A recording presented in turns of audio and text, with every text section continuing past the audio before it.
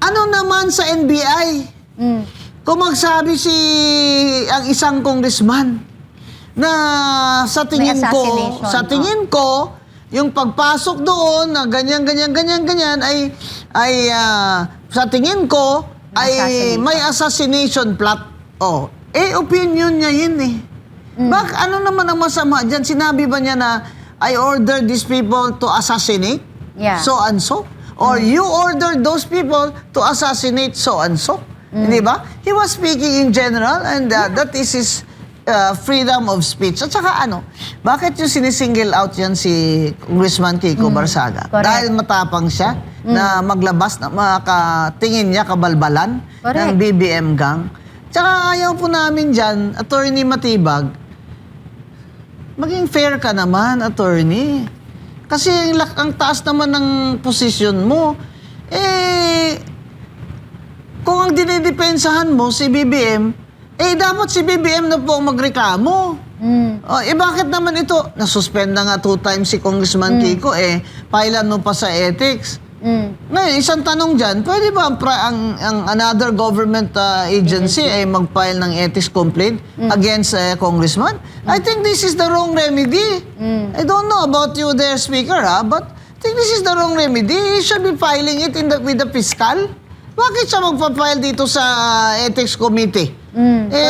Dapat congressman na nagpa-file dyan sa ethics committee.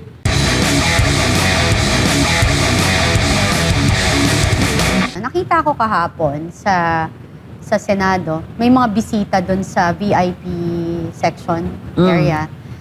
Naglabas sila ng mga placards. Is it bawal yun, di ba? Hindi sa tama tagal yun. ko dyan sa Senado noon, I was Chief of Staff of Senator Miriam Santiago. I was also acting COS of Senate President Angara bago ako nagpuntang Harvard. Naging consultant pa ako dyan Sa first time ko nakita yan, na inalaw yung may placard. Di ba? Parang sa akin pambabastos. At saka ang nakakapagtaka doon, bakit? Eto ako dati, Mother, naintindihan ko na merong anti-administration, yung mga makakaliwa na yung dating totoong paglalaban. Ngayon hindi na Kasi nakita ko talaga yung aspeto ng divide and conquer at panggugulo. Ang hindi ko maintindihan, bakit nakakapasok yung mga katulad nila sa loob ng isang institusyon ng gobyerno na nandiyan ang mga leader natin. Paano kung may mga gagawin yan, di ba? Dapat tong Armed Forces of the Philippines, Philippine Navy, Philippine Marines, yung mga kapulisan, dapat bantayan na yan ng mabuti. Lalo yung mga NPA, yung mga makakaliwa align na politician, di ba? Kasi nakita ko talaga masyado na silang masyado na silang malalakas na loob. Palang plano nila magdala ng placards. Sino nagpapasok? Kaninong bisita ang mga yan? Syempre bisita nila yan, kinakamayan nila. Kinakamayan nila Bisita nila Tulfo ba yan? Nila Kiko Pangilinan, alam niyo, mahirap lang kasi sagutin itong mga matatanda na Kasi baka sabihin nila, bastos naman ako pag sinagot ko yung mga ito Ang ayaw ko lang dyan, yung they're calling for the resignation of Senate President Alan Peter Cayetano while inside the Senate. Not only that, bakit ang ingay-ingay nila ng pag-resignin yung Senate President ngayon na si Senator Alan Peter Cayetano? Pero bakit ang tatahimik ninyo sa nakawan sa gobyerno? BBM resign. Diba? Ipinapa-resign nyo si Alan Peter, pero never kayo nagsasabi na BBM resign. Exactly. Diba? Na si BBM naman ang punot dulo nitong mga nakawan na ito. O bakit di nyo rin yung mga kasama nyo dyan sa Kongreso? Kung talagang ang pinapanindigan nila is para sa bayan at pagmamalasakit sa taong bayan, bakit hindi rin nag-iingay sa Kongreso? Siguro ang solusyon dyan talaga, Kati, snap election. Ako din. Sabi, kung ganyan naman kayo na ayaw nyo naman sumigaw ng BBM resign, pati nga doon sa EDSA, binawal nyo kami. Kaya nga hindi na ako pumunta. First time, hindi ako pumunta Yung mga tao doon na di pa yata tao yun nung nag-EDSA kami Sila na ngayon namumuno doon. Ayaw ng BBM resign. Ay, ganito na lang. Tayong lahat, sabay na lang tayo, magsigaw tayo ng snap election na lang. Di ba? Sige, snap election na lang. Pati senador. Yung national offices Kasi ang congressman local yun Di ba? Local yun. President, Vice President, lahat ng senador, snap election tayo. Lahat tayo sigaw ng ganun para fair. Oh, di ba? Tama. Snap election din yung pati ang posisyon ng Vice President. Oh, open lahat. Kaya para naman po, fair naman po na ang problema talaga natin ngayon, ay ang corruption, inflation, Diyos ko, smuggling. Ano ba yan? And soon na talaga naman, maraming mawawala ng trabaho. Eto nga, Mother. Unemployment, almost 3 million. Correct. Eto pa, Mother, may bago. Naghain na naman ang National Bureau of Investigation or NBI ng ethics complaint. Ethics na naman, laban sa controversial at ang favorite na nila na kinatawan ng ika-4 na distrito ng Cavite na si Congressman Francisco Barzaga sa Kamara ngayong Martes, today. Okay? Personal na inihain ni NBI Director Melvin Matibag ang reklamo sa tanggapan ni House Secretary General Cheloy Garafil. Ayon kay Matibag, nagugat ang reklamo sa ilang social media post ni Barzaga kung saan iginiit nito na may tangkang pagpaslang sa mga senador na umano'y isinagawa ng NBI sa gitna ng standoff na naganap noong May 11. Yun yung may barilan. Ani Matibag, may 9 na post na aming napatunayan daw mula sa kanyang account kung saan inaakusahan niya ang mga miyembro ng NBI na nagtangkang magsagawa ng assassination sa Senado. Samantala, sa isang Facebook post naman, sinabi ni Barzaga na ang reklamong inihain ni Matibag ay ginawa umano sa utos ni Pangulong Ferdinand Marcos Jr. Alam niyo po, dapat nga kayo yung makasuhan kasi may binugbog din ho kayo na tauhan ng OSAA. Oo, tama. Diba? Oo, tama. Kawawa yun, ginagampanan lang niya yung trabaho niya. So, at saka government official po kayo. Ang ayaw ko dyan, Cathy, the NBI is using our taxpayers' money.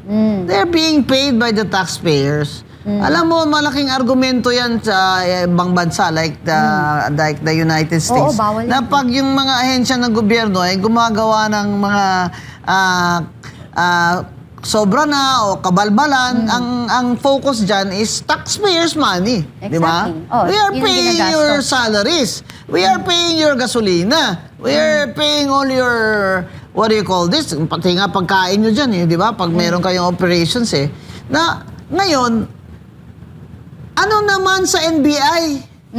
Kung magsabi ang isang congressman na sa tingin assassination, ko, yung pagpasok doon na ganyan ay sa tingin ko ay may assassination plot. Oh, opinion niya yun eh.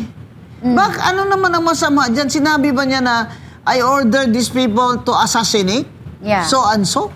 Or you ordered those people to assassinate so and so? Hindi ba? He was speaking in general and that is his freedom of speech. At saka bakit yung sinisingle out yan si Congressman Kiko Barzaga? Correct. Dahil matapang siya na maglabas na makatingin niya kabalbalan ng BBM gang.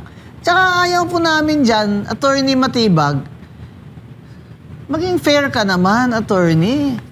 Kasi ang taas naman ng posisyon mo, kung ang dinidepensahan mo si BBM, dapat si BBM na po ang magreklamo. Bakit naman ito? Nasuspend na nga 2 times si Congressman Kiko, pailan mo pa sa ethics. Ngayon, isang tanong dyan, pwede ba ang another government agency ay mag-file ng ethics complaint against Congressman? I think this is the wrong remedy. I don't know about you there, Speaker, but I think this is the wrong remedy. He should be filing it with the fiscal. Bakit siya magpa-file dito sa ethics committee? Dapat congressman na nagpa-file dyan sa ethics committee. Ito pa, Congresswoman din ang asawa niya Oo, yun pala. Ito pala ang tandaan ninyo. Magbasa na lang kayo dyan, ha? Ang jurisprudence po sa successive na suspend sa isang congressman or isang mayor ay ang kaso ni Rodolfo Ganzon versus Court of Appeals. Yan. Love na love ko yan. Ang kasong yan, nung nagtuturo ako ng local government code sa UP Law, because ang RTC judge dyan na nag-issue ng TRO against the DILG secretary was my father, Oh. Judge Sixto R. Guanzon of the RTC of Iloilo. And sinabi ni Judge Guanzon na nasuspend yun na siya minsan eh. Gusto niyo pa i-suspend niyo siya ulit? Tama ba yan? Continuous na yung suspension nyo. Hindi na yan tama. Because you're depriving the Abusive. people their right of representation. You're depriving them of their services of the mayor that they elected. No. Pina-TRO sila. TRO sila ng Judge Guanzon. Umakyat sila sa, of course, Supreme Court? hindi. Umakyat sila sa, what do you call this? Sa CA. Yan. Committee of Ganson versus Court of Appeals. And Ganson won that case. Rodolfo Ganson won that case. Dahil sinabi ng Supreme Court na you cannot suspend him successively. You will deprive the people of their right of representation. You will defeat the people's will. Yan po ang Rodolfo Ganson versus Court of Appeals na sana naman po ay mabasa ng mga abogado dyan, na congressman, at ang mga gustong-gusto talaga gawin hero itong si Kiko Barsaga. Meow, meow! Oo, ganyan. Meow, meow. Ganun doon. Di ba, ganun.